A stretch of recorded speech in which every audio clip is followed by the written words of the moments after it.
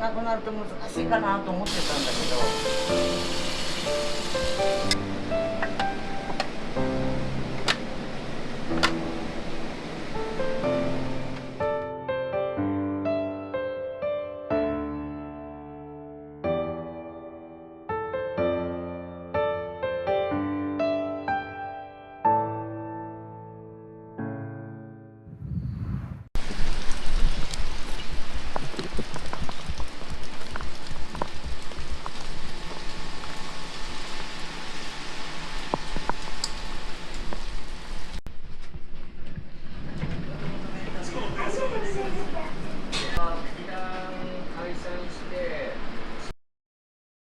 一番出るのはだからこ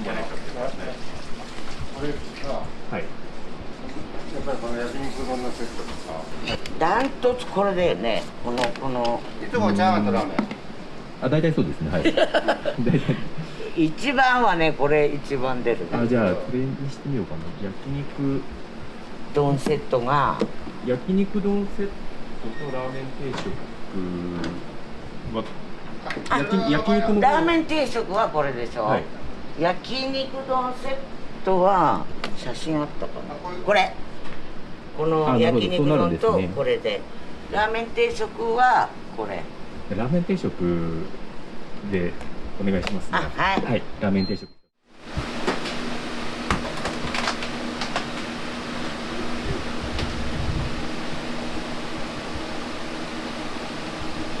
若い人はいろいろ考えてね。